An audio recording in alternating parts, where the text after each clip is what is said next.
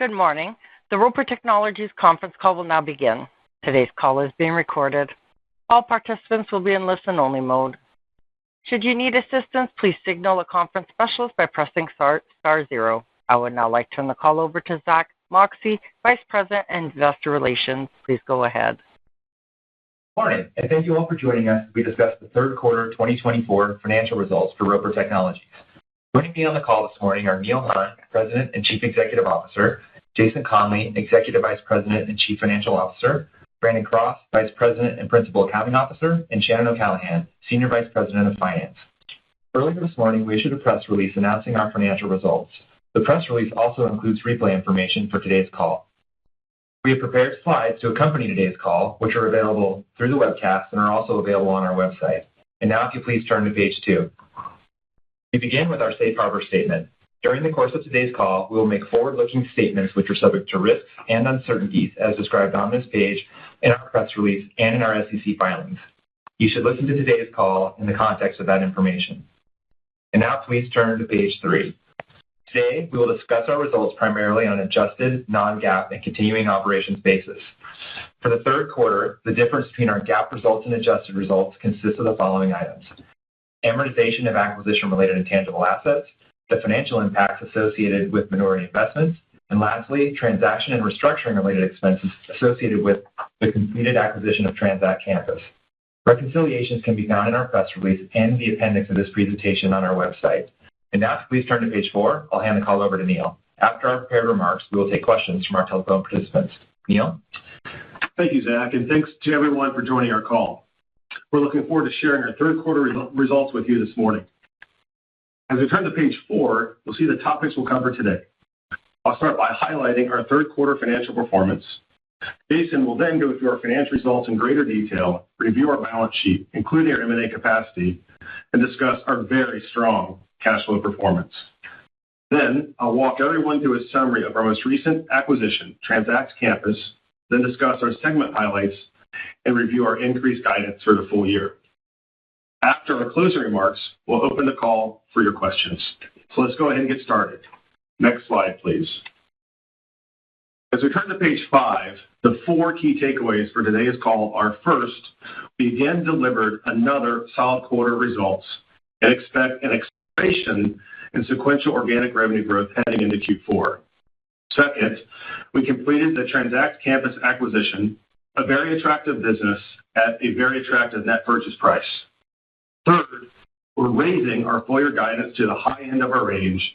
And fourth, we continue to be very well positioned relative to executing on our capital deployment strategy.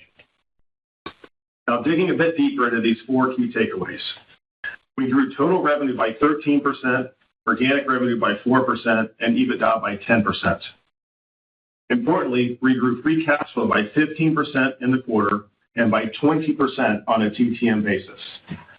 Operationally in the quarter, Neptune performed slightly better than our expectations as they resolved last quarter's mechanical meter production challenges.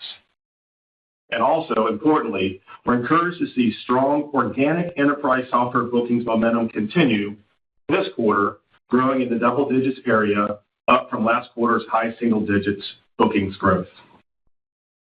Also in the quarter, we completed the acquisition of Transact Campus. Our Seaboard business is being combined with Transact, and integration activities are well underway. This is yet another very compelling value creation opportunity for our shareholders, which we'll discuss in a bit. Based on strong enterprise margin performance, we're increasing our full-year 2024 DEPS guidance to the high end of our range. In addition, we're increasing our outlook for total revenue growth to be 13% plus, given the addition of our most recent acquisition, Transact Campus. Finally, we're maintaining our approximate 6% organic revenue outlook for the year. If we step back a bit, we recognize we just posted back-to-back 4% organic growth quarters, although not unexpected, without question, unsatisfying. That said, we do see quarterly organic growth momentum improving and expect our Q4 organic growth to sequentially improve, given back-to-back quarters of strong enterprise bookings growth, stabilizing freight market conditions, albeit at the bottom, a resolved Neptune operational issue, and NDI returning to growth in Q4. So with this mostly behind us, we're confident we're seeing a re-acceleration of our growth. And finally, we continue to be very active on the M&A market, an environment that continues to improve, and one where we have a very large pipeline of highly attractive opportunities. We continue to be quite bullish about our ability to be active on the M&A front. So with that, Jason, let me turn the call over to you so you can walk through our quarterly and full-year financial results, as well as our very strong financial position. Jason? Thanks, Neil, and good morning, everyone. Let's take a look at slide 6. Revenue was $1.76 billion and up 13% over prior year. Acquisitions contributed 9%, led by ProCare and Transact Campus, and organic growth was 4%. Just unpacking organic growth a bit. In application software, revenue grew over 5%, with recurring and reoccurring growth in the high single-digit area. Non-recurring revenue was down low single digits, led by declines in new license sales. New business activity for enterprise software continues to lean towards SaaS, which ultimately creates higher customer lifetime value while yielding a slight drag on near-term non-recurring revenue. In network software, recurring revenue growth of 1% includes temporary headwinds at DAT, Link, and Foundry. The balance of the segment saw growth in the mid-single-digit area. As Neil will discuss later, we see stabilization in freight markets and expect some improvement in Q4. TEP organic growth of 4% was underpinned by strength at Verifone and prior year comp challenges at NDI, Innovonics, and ROP Ideas.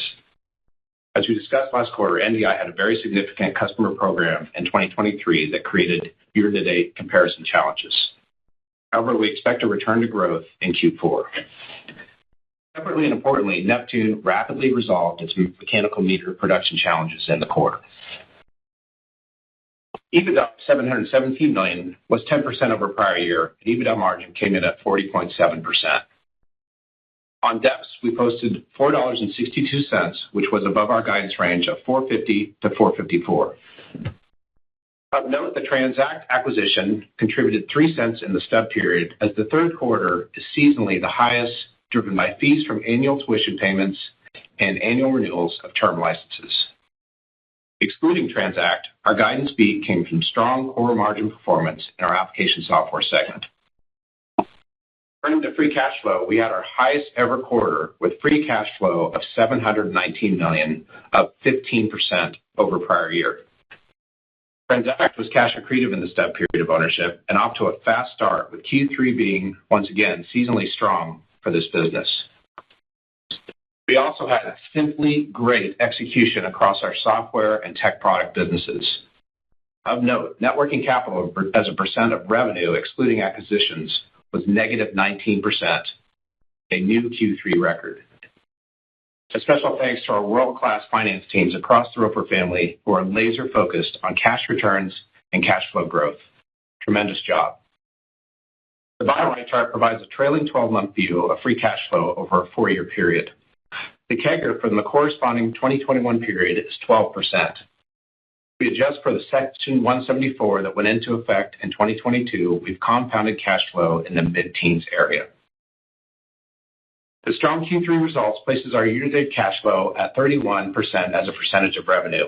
And with renewal season at many of our software businesses in Q4, we expect free cash flow margin to be north of 30% for the year. Turning to slide 7, I'll now discuss our balance sheet. So net debt of $8.1 billion on trailing EBITDA of $2.75 billion yields leverage of 3 times at the end of the quarter, and a bit lower if we pro forma for the recent acquisitions. In the quarter, we entered the bond market and issued $2 billion across 5, 7, and 10-year tenors for a blended rate of 4.8%. This was used to fund the Transact deal and partially pay down the revolver, which has a quarter-end balance of $925 million. As we move forward, our strong cash flow and use of investment-grade leverage provides us with $4 billion or more of capacity to deploy towards high-quality acquisitions. To that end, I'll turn it over to Neil to talk about the Transact deal and its compelling combination with our Seaboard business. Neil? Thanks, Jason. Let's turn to our most recent acquisition overview. Transact Campus is another fantastic addition to the Roper portfolio. Let's start with the investment highlights. We paid $1.5 billion net of a $100 million tax benefit for the business. We expect Transact to deliver about $325 million of revenue and $105 million of EBITDA next year, which means we paid about 14 times the EBITDA we expect this business to contribute next year. Transact is adjusted DEPS break even this year, be accretive to our adjusted DEPS next year, and is immediately cash flow accretive. And we will report Transact as combined with CBORD in our application software segment. On a standalone basis, Transact meets all our long-standing acquisition criteria. Leader in a niche market, delivers mission-critical verticalized software solutions, competes based on customer intimacy, operates an asset-light business model, and is led by a skilled, passionate leadership team. Let's talk about what the company does. Transact is a leading provider of mission-critical and purpose-built software and integrated payments to higher education institutions in two focused areas. First, in campus identity management, and second, related to tuition management. The market itself is quite attractive, and in the midst of the long-term secular tailwind of universities working to improve the on-campus experience required to attract and retain the next generation of students. We estimate the combined market size to be in the $1.5 billion range and growing 6 to 8% per annum. As previously mentioned, we're integrating our CBORD business with Transact. CBORD will combine its university campus ID business with that of Transact, creating a leading provider of these solutions. We expect a long-term organic growth rate of the combined business to be in the high single digits area. The go-forward leadership team has been announced. The 2025 $20 million cost synergy plan is well underway, and the initial set of customer feedback has been quite positive. As you can see, Transact is a highly compelling value creation opportunity for Roper and our shareholders. As we turn to page 10, let's review our application software segment results. Revenue here grew by 23% in total, and organic revenue grew by 5.5%. EBITDA margins were 43.6%, and core margins improved 20 basis points in the quarter. Before getting into the business-specific details, I would like to share a few macro trends we're seeing across this segment. First, we continue to see improving organic enterprise bookings performance, growing in the double digits area in the quarter, following HSD growth in Q2.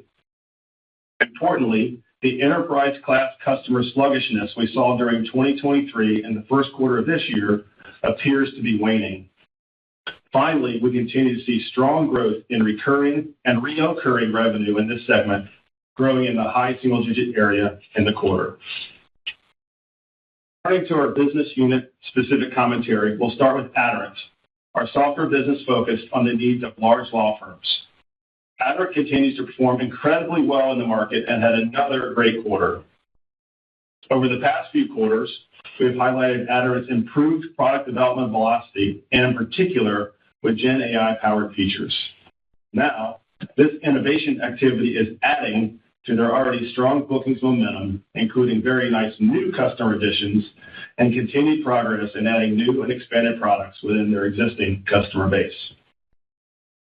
Deltek, our software business serving government contracting, architecture, engineering, and construction markets, was strong in the quarter as well. In particular, Deltek's enterprise-class government contracting customer activity improved in the quarter, which is encouraging to see.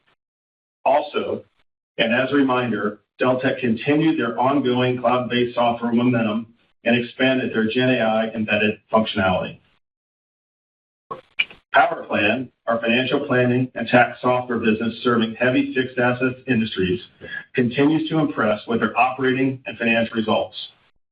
PowerPlan has done a tremendous job over the last 3 or 4 years on improving their customer experience, accelerating their software innovation velocity, and improving upsell, cross-sell activity.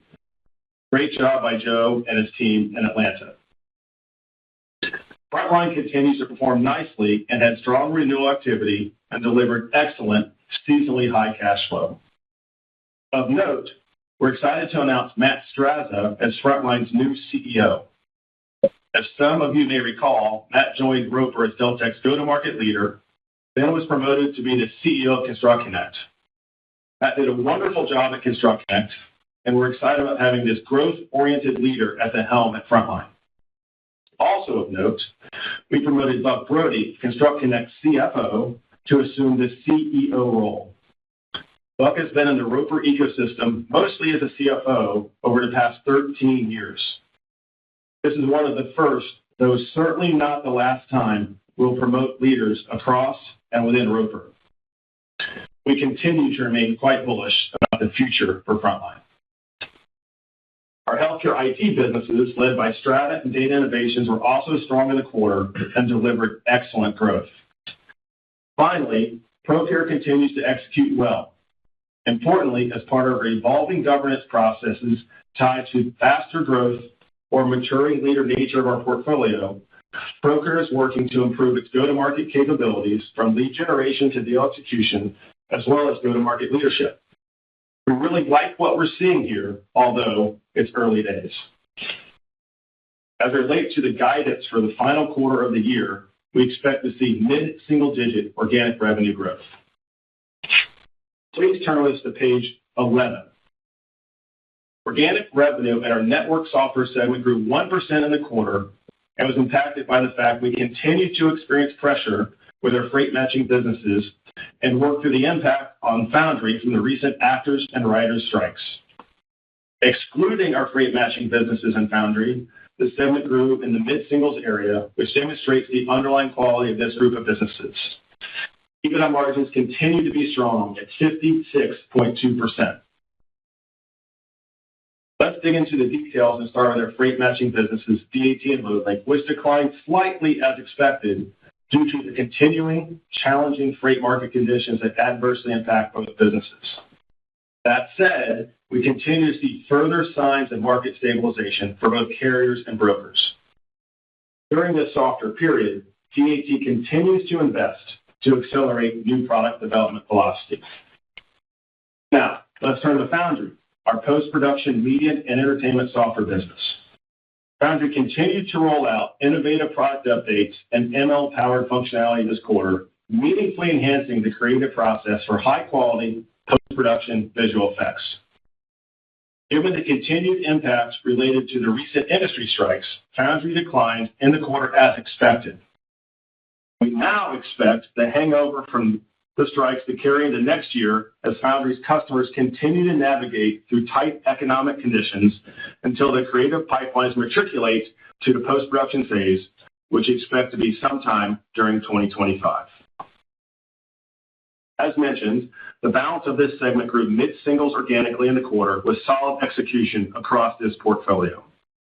In particular, ConstructConnect continued its solid march of improved financial results and bookings momentum. In addition, ConstructConnect continues to lead the market with their Gen AI-powered takeoff and estimating solutions. Finally, our alternate site healthcare businesses performed well, led by our software solutions at MHA, SoftWriters, and SHP, and further benefited from improved senior care occupancy.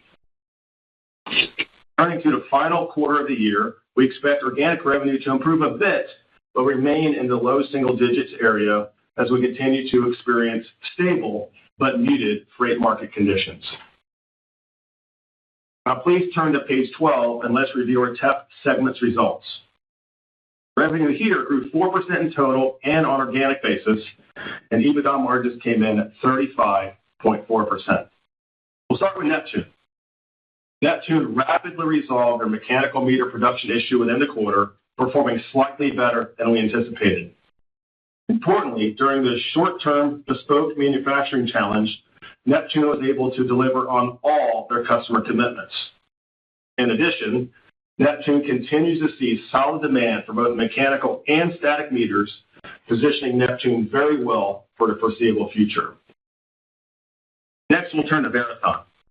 Verathon continues to perform exceptionally well with solid growth across their GlideScope and B-Flex product offerings. Of particular note, we're pleased to report that Verathon is the market share leader in the U.S. for single-use bronchoscopes. 5 years ago, we entered this market with a strong belief that we had a high right to win, given our incumbent GlideScope position, and now we have claimed the market share leadership position, and Verathon is not done. Great job by Team Verathon. Northern Digital, or NDI, declined as we expected in the quarter based on customer program timing that led to a very difficult comp. That said, OEM order activity remained strong in the quarter. Finally, Innovonics and RF Ideas each declined against difficult prior year comps. As a reminder, these businesses started recovering from supply chain challenges last year. For the fourth quarter, we expect to improve to high single-digit growth, given Neptune is back on track operationally and NDI's customer program timing begins to normalize. With that, please turn with us to page 14. Now, let's review our full year 2024 guidance and discuss our fourth quarter outlook. Based on strong application segment margin performance and the addition of Transact Campus, we're increasing our total year growth outlook to be north of 13%, and we expect full year organic growth to remain consistent in the 6% area. In addition, we're raising our full year guidance to be in the range of 18.21 and 18.25, the high end of our previous range, and an increase of 6 cents at the midpoint. Please note, we expect Transact to be DEPS neutral for the full year. Our guidance continues to assume a full year effective tax rate in the 21 to 22% range. For the fourth quarter, we expect adjusted DEPS to be between 470 and 474. Please note, our newest acquisition, Transact, will be about 3 cents dilutive in the quarter. Also, as a reminder, the impact of our $20 million synergy plan meaningfully skews to 2025. Now, please turn with us to page 15, and then we'll open it up for your questions. We'll conclude with the same key takeaways with which we started.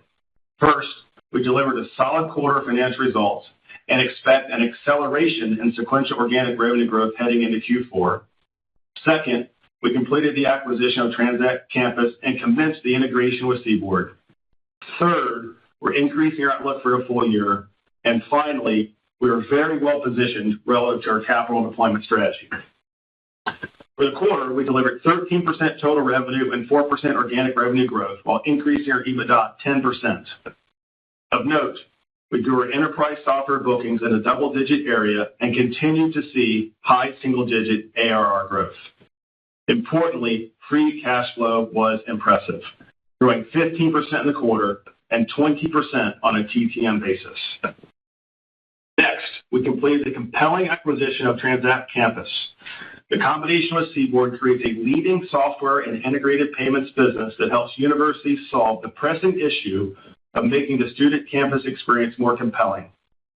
The cost synergy execution risk here is quite low, most of which has already been actioned, leading to a very attractive shareholder return.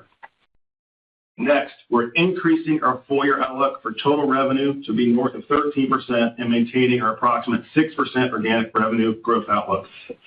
In addition, we're increasing our full year DEPS outlook to the high end of our prior guidance. Finally, we continue to maintain a strong financial position with over $4 billion of capacity for capital deployment. The M&A markets continue to be very active. We have a robust pipeline of attractive acquisition opportunities that we're excited to pursue with our unbiased and disciplined approach. We remain quite bullish about our ability to execute this part of our strategy. Now, as we turn to your questions, and if you could flip to the final slide, our strategic compounding flywheel, we'd like to remind everyone that what we do at Roper is simple.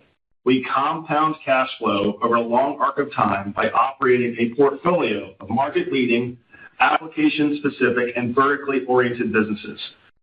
Once a company is part of Roper, we operate a decentralized environment so our businesses can compete and win based on customer intimacy.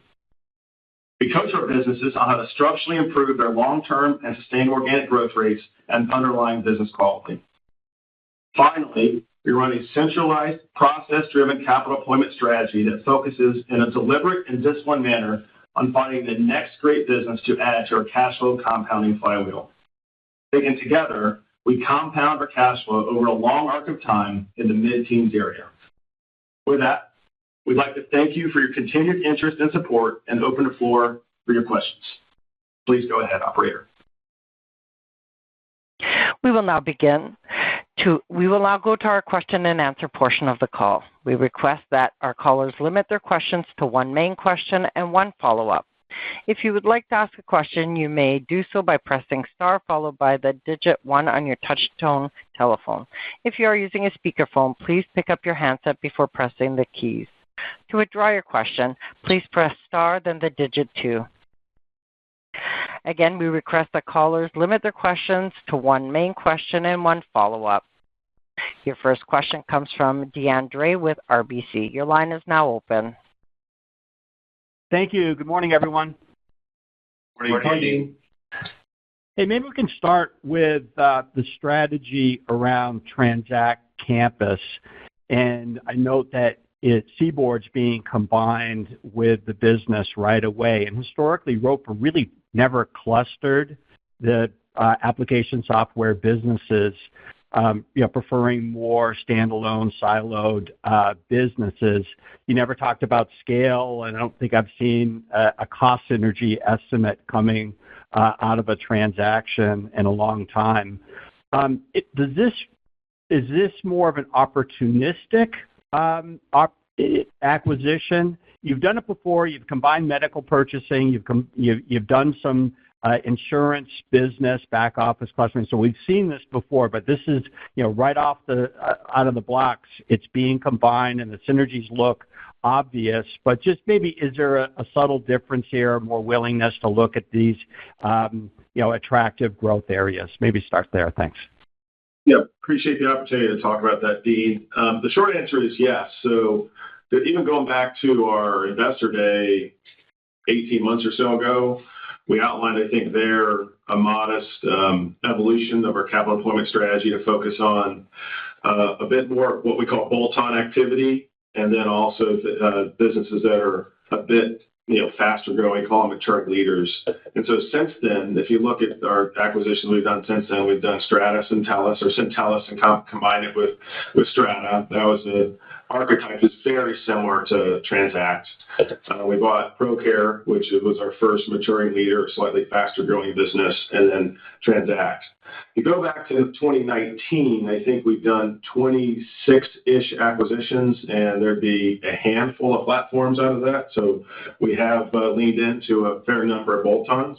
I would say on the bolt-ons, the principal driving reason for that is to buy businesses where we have a high right to win and adjacencies that are close to ours that we think increases the likelihood for accelerated organic growth once the bolt-on turns organic.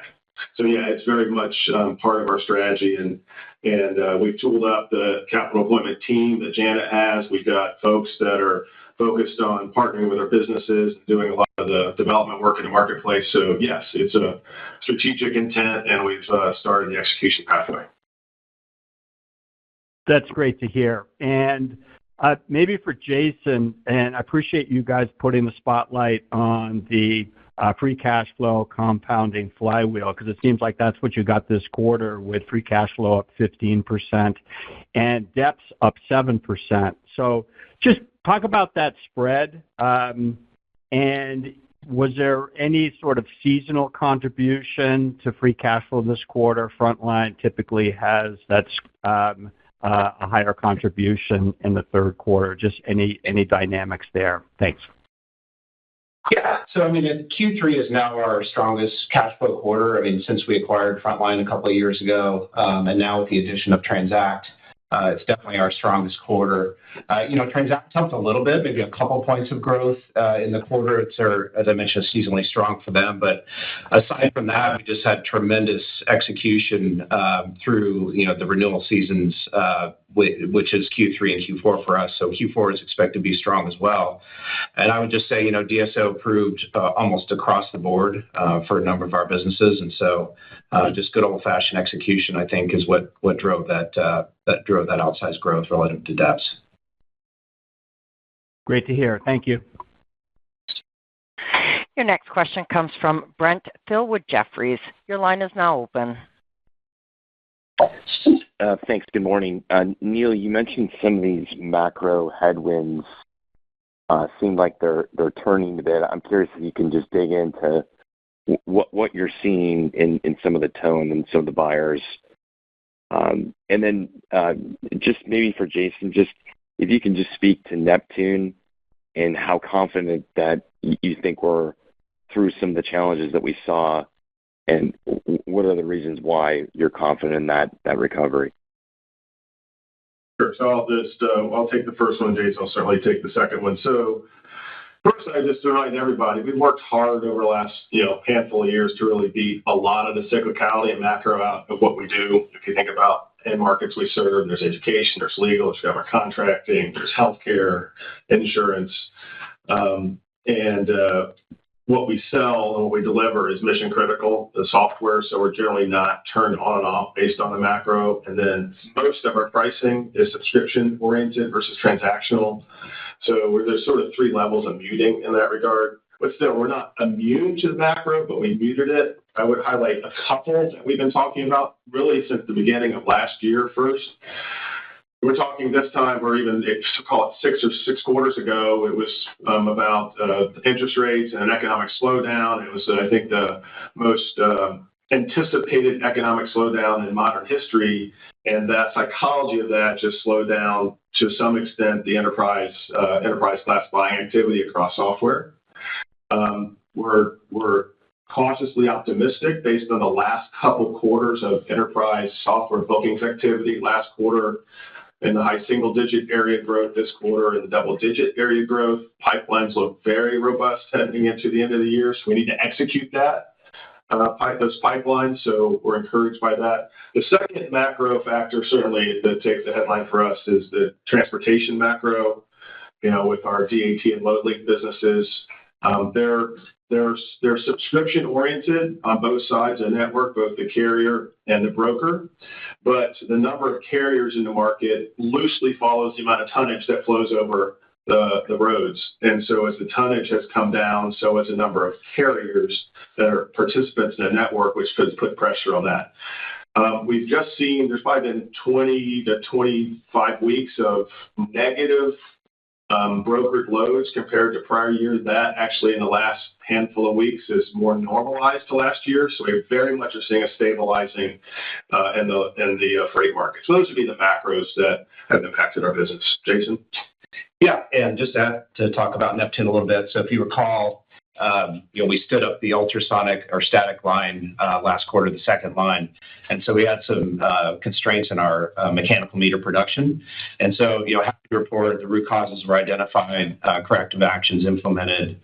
We had some yield issues on plastic molding that got corrected. Some of the machines were creating some constraints as well. That's been remedied. Really like the trends we saw through September, and those trends pretty much inform the production output for the fourth quarter and beyond. So we feel good about, demand is really strong there. So it's really just getting through this mechanical meter production issue. And we feel good based on what we saw in Q3 and the confidence the teams have in Q4. Only thing I'd add to Jason on Neptune, as I said in the prepared remarks, Neptune was able to deliver 100% on the customer commitment. So there's no issue there. The Kaizens continue to improve and get even further improvements. And Don and the team did a great job just going to Gemba on the shop floor and getting to root cause. Great, thanks. Your next question comes from Julian Mitchell with Barclays. Your line is now open. Hi, good morning. Maybe I just wanted to follow up on the sort of the macro context as it pertains to network software specifically. As we're thinking out sort of beyond this quarter, trying to gauge how you're thinking about the recovery slope at network software. You caution that Foundry in aggregate next year may not see much growth because of the ongoing sort of strikes hangover. Just wondered on sort of DAT and LoadLink, that portion, what the expectation is. Like, do you think it's plausible we could just keep moving sideways sort of sequentially for some time? And maybe just frame, as you see it now, how much are Foundry and the freight match businesses down in 2024? So I'll take the first part. So on DAT and LoadLink, was intentional that we changed our word choice this call to be stabilizing. So it is very much a stabilized market. We anticipate until we see anything other than stabilized, that we're going to be in this position from just a tonnage or load volumes that are going over the roads and into the network. That said, DAT does have a pathway and a plan, a high confidence plan to return to some modest levels of growth next year with no assumed improvement in carrier network participation through packaging price. And so we'll have, like I said, some modest growth at DAT next year that we have a pretty high degree of confidence heading into our AOP sessions that occur next month. And then on Foundry, it's just the waiting for the post-production employment to return to its historical levels. I think we're about 15% below pre-pandemic or pre-strike, I should say, employment levels in post-production. And we just need the content is being produced. It's just got to matriculate through the pipelines, and that'll be sometime in 2025. So it's definitely taken a few quarters longer than we anticipated earlier in the year. Jason? Yeah, so freight match is down sort of low singles for this year. I think we definitely think for NS in general that the Q3 is the low point for us. And that'll start to trend up, as Neil said, through the fourth quarter and then into next year. And the pacing is just dependent on sort of the market momentum there. On Foundry, it's been down double digits this year, and that's been pretty consistent throughout the year. So we expected a little bit more of a recovery in the second half of this year, but as Neil said, it's taken a little bit longer. So, as we think about the trends for next year, I think, the first quarter, just to remind you, we called out an MHA sort of one-time item this year. So beyond that, though, we expect steady growth, into next year for the segment. Thanks very much. And then just my follow-up, switching tack maybe to the EBITDA margins at TEP. So those have been sort of down year on year for a few quarters. You've mentioned the production issues. There were clearly supply chain inefficiencies sort of moving around. As we look ahead at TEP, kind of what's the confidence maybe that margins can return to, year-on-year expansion in the coming quarters? Yeah, no, you're right. I mean, the second and third quarter, we had, if you recall last year, we had some big supply chain liberation for our med product businesses and our product businesses. This year, we're down a little bit. NDI is down, had a little bit of negative mix, and we're obviously investing for growth there just because it's always been a consistent double-digit grower for us. So we're continuing to invest in NDI. But I think for the year, just thinking broadly, we're going to be flat EBITDA margin. And so it should inflect back up in the fourth quarter. Great. Thank you. Your next question comes from Terry Tillman with Truist Securities. Your line is now open. Yeah, thanks. Hi, Neil, Jason, and Zach. My primary question is actually on the enterprise software bookings. I think you said double digits up from high single digits. I don't know what you could share in terms of what kind of budget flush you're looking for 4Q, where I assume there is some of that. So if you could make either a comment on that or just more importantly, if the bookings are picking up, do you think there's potentially an inflection in the first half next year or second half, just depending on how some of that activates the revenue? And then I had a follow-up. Yeah, provide some color there, Terry. I mean, I think you're right. The fourth quarter for us is not necessarily a budget flush. It's probably just more customer behavior. It's typically our biggest quarter, so we're obviously keen to see how that plays out. You're right. The last couple of quarters have been strong. I think just a little bit of color. Neil mentioned that Deltek, GovCon Enterprise got a little bit better. So if you think about what happened from Q2 to Q3, that was a little bit of the delta. Also, Vertafore was really strong, specifically in the carrier space. Also had good broker expansions, but carriers has been an area that has been a focus for them. So good to see some new logo wins there. And then Adder has been really strong, as we've mentioned, but it's really good to see the balance of both expansion of existing customers and then some new logo wins with their CR Cloud product. So it's good to see that they're continuing to win in the market with new logos. And then we think about the fourth quarter is going to be important, like as I mentioned, in terms of how that plays into next year and sort of how that will matriculate into revenue. But, we're encouraged what we saw the last couple of quarters. Yeah, we are, if we continue to have enterprise bookings momentum, it will matriculate into revenue. And next year, the timing of which depends on implementation timeframes and customer go lives. But yeah, I mean, it's definitely a trend that we're watching carefully. That's good to hear. And just my secondary question, Neil, you commented earlier when you get into kind of business level commentary and kind of talent management moves you make, I think you talked about ProCare and Frontline. I guess kind of what drove kind of some changes there, and I think you said go to market, is the idea that, hey, they're doing well, but they could be doing even better, or just maybe you could double click a little bit into ProCare and Frontline and what to expect with some of those leadership changes. Thank you. Sure. So they're two different things. I'll start with ProCare. So ProCare, we identified in our diligence process that there's an opportunity to improve, modernize, whatever word choice you want to pick, the go-to-market function. And so within a couple months of ownership, by the way, we shared those diligence finding and value creation lever with the leadership team of ProCare. They agreed with that. We made a leadership change. Like what's happening there, obviously, with the leadership change and go-to-market for ProCare, which, by the way, is an internal promote. It was somebody from within the company. Then you can start attacking the underlying opportunities, which was there's a lead generation opportunity. There's a way they actually staff the calls between inbound, outbound, between business development and closers. There's a compensation angle. There's call scripts around attach rates and upselling. So all that is happening, and it's very early days, but starting to gain some encouragement. So that's starting to yield some fruit. So it was, again, a diligence finding where we thought there was a value creation lever attached to it, and the team sort of attacked it pretty quickly. Frontline is completely different. So our existing leader retired or indicated he wanted to retire. So we had an opportunity with Matt Straza, who we have a long history with. As I mentioned, hired and came into the organization as the go-to-market leader at Deltek, did a wonderful job there. Then his first CO opportunity was at ConstructConnect. Just did a terrific job in terms of the way the business is run. It's very much run in a Roper style, and he's a very growth-oriented leader. And so, given that Frontline is one of our more attractive growth assets, we wanted a growth leader there. And he's very early days. I mean, he's 2 months into the job or something like that at Frontline.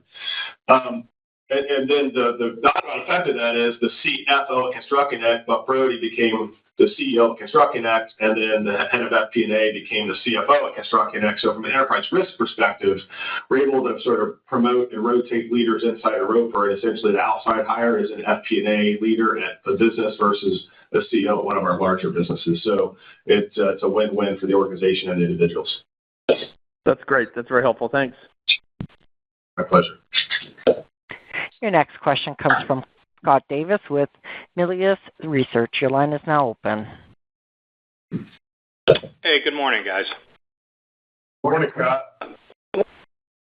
Wanted just to, it's a little bit of a high-level question, but there was a lot of price, in the last couple of years, not just you guys, pretty much everybody out there. But have you found any harder to get price incrementally? Or are we back to kind of more normal? When we walk into 2025, for example, would be back to kind of the more normal price increase cadence, particularly in software, obviously. But just high-level picture, what do you see there? I would say I seem to recall you asking a price question a few years ago as well. So for us on software, we've always had a pricing mechanism in the ARR snowball, right? As a general matter, we attrit. We have 95% or so gross retention, so we're going to attrit 5% or so. We're going to offset the vast majority of that at each business unit level with price. It's just in the algorithm. It's in the price expectation with the customers. It's in what we do from a new product feature point of view with the R&D and efforts we support. Then obviously a cross-sell, upsell from there that gets you net retention in the 105-ish range across the blended enterprise, and we have net new on top of that. That I would say is it's a muscle that is very well understood and built. We can obviously get better. An example we've gotten better with that over the last few years is Power Plan. Like they didn't have that muscle built, now it is built.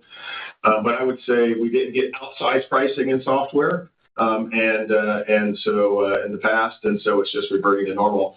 On the tech businesses, I would say that's a little different. Most of the businesses would take price when they launch a new product.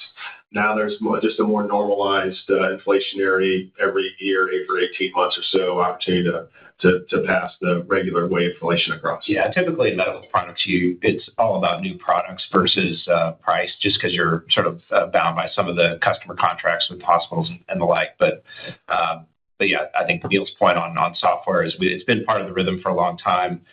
A lot of what we've done in strategic plan reviews is understand key purchasing criteria and really unpacking that at a more detailed level for each of our businesses, and that's helped them.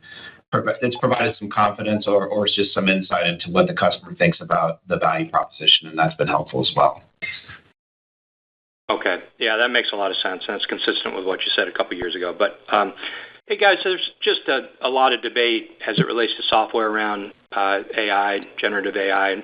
But, I just wonder kind of your view now that you've had a chance to dig more into this and spend more time on it. It's certainly in your slide decks and your launching products. But does generative AI essentially raise the barrier to entry because you have the relationship with the customer already, and you can shorten your time to market on product innovation, or is it the opposite and people can come in with a lower priced product easier because just the development cycles are so much shorter? How do you guys think about that?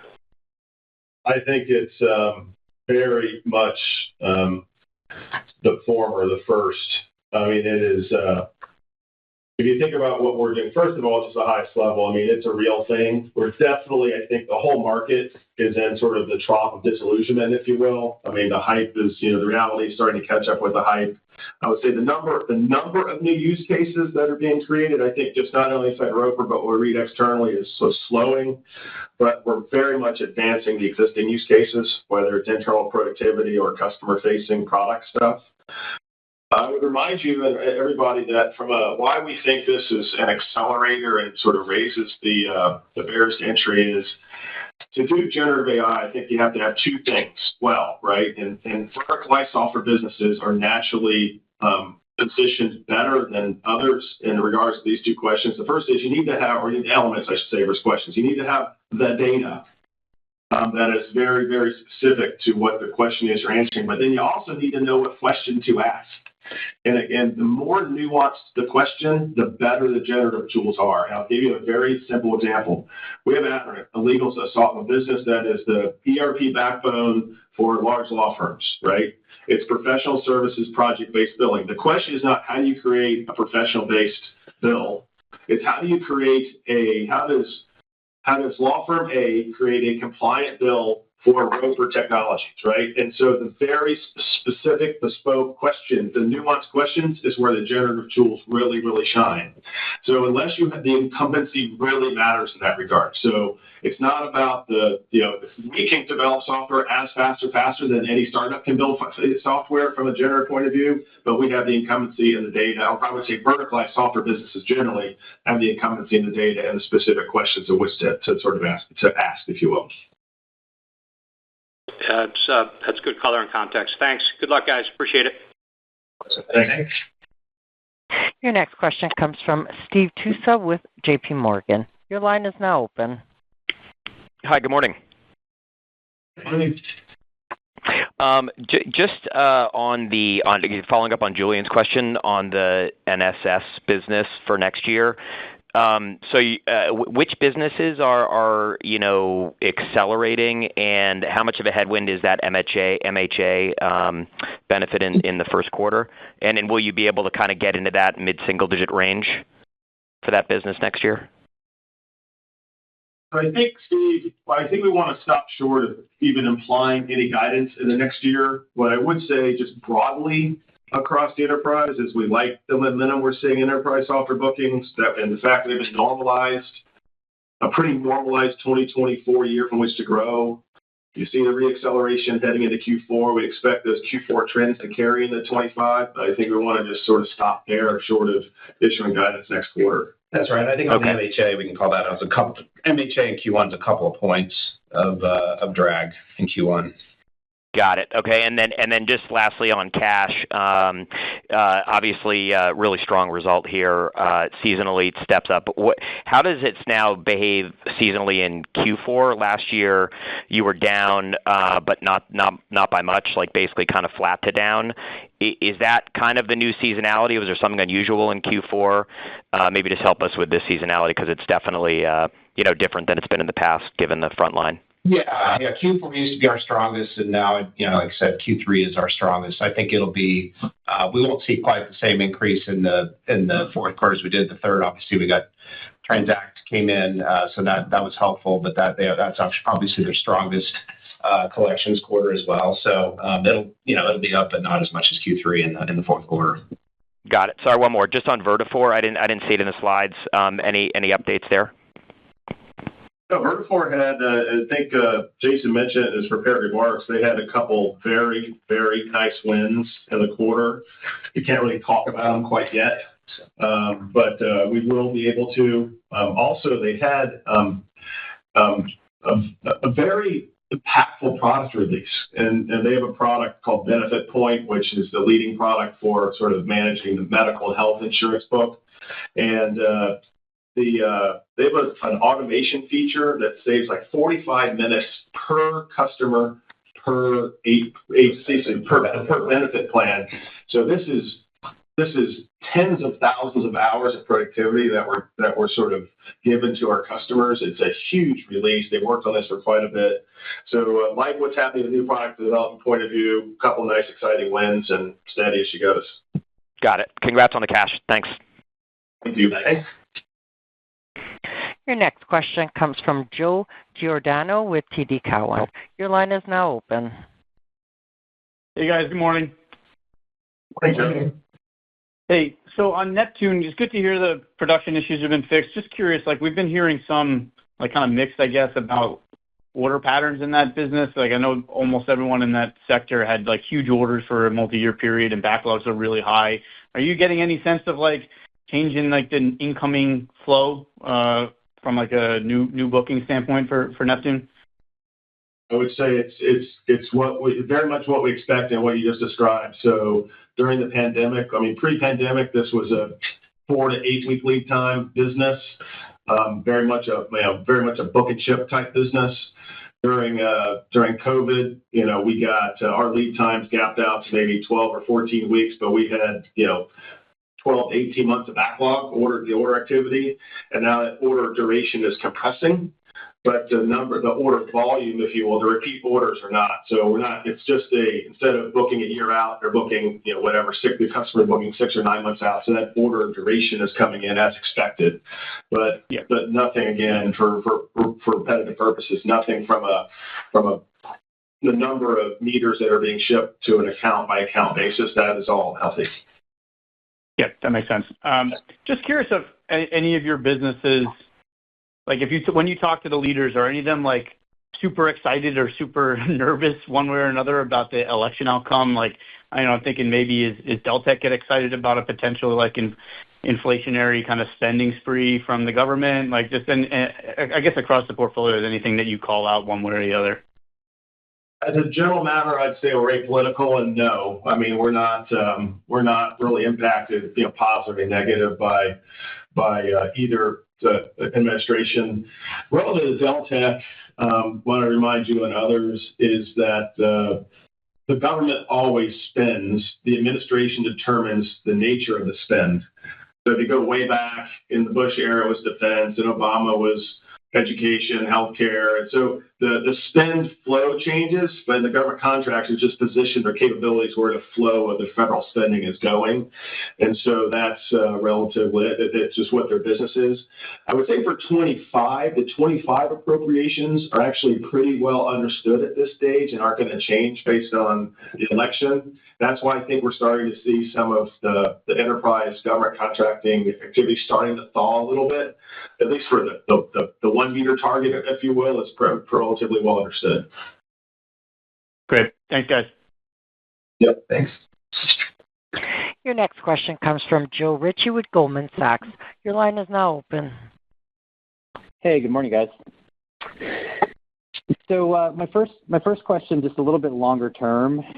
Neil, is you have these ambitions to grow the portfolio at a faster clip, over the longer term period. Do you think you have the right portfolio in place, or is there maybe some addition by subtraction to help you kind of achieve the ambitions of maybe more of like a high single digit type organic growth number going forward? I think the portfolio we like. We think that we have high confidence there's opportunity for every business inside of Roper to do better. No company has reached its full potential relative to its organic growth. What we like about our approach of organic growth is it tends to be quite sticky and sustainable. The downside is it takes time, right? It doesn't happen in a year. And, we cited it, at our investor day. I'll cite it here again. I mean, a great example for us in TEP is our Marathon business. 8 or 9 years ago, it was a low single-digit growth business. Now it's a low teens, maybe higher growth business, we think sustainably for quite some time. Unfortunately, it takes time to get the strategy right, to enable the strategy, to build the talent offense, to seed in deeply a culture of continuous improvement. We're 4 or 5 years in across the portfolio for that, and so we're definitely gaining some traction. But we like our odds in terms of being able to improve the organic growth. Then in addition, as I mentioned, I think the first question today is, as we deploy our capital, we're definitely tilting towards slightly higher growth businesses like Transact, combined with Seaboard, high singles, ProCare, mid-teens. So there's going to be a little bit of mix-up over time in terms of the portfolio mix. Got it. That makes a lot of sense. And maybe just following up on that last point, with your leverage now, around 3 times net leverage, and I recognize that the pipeline is still strong. Do you expect to see any pause in M&A activity as you delever and then start to get a little bit more opportunistic, or could you see yourself doing transactions in the next, in the near term, call it the next 3 to 6 months? Yeah, I mean, as Jason alluded, we've got $4 billion plus of M&A capacity as we sit today. Over the course of the next 12 months or so, we're very active in the M&A markets. It's a very attractive market. There's lots of sellers. One of the largest sponsors in the world, European sponsors, on CNBC early this week and asked about what's the mantra. It said sell, sell, sell. So there's a lot of LP pressure. DPI matters a lot, and so there's essentially 3 or 4 years worth of deals that are compressing here in the next year or two, and so it's a very attractive market. We plan to be active in that. Great to hear. Thank you. Thank you.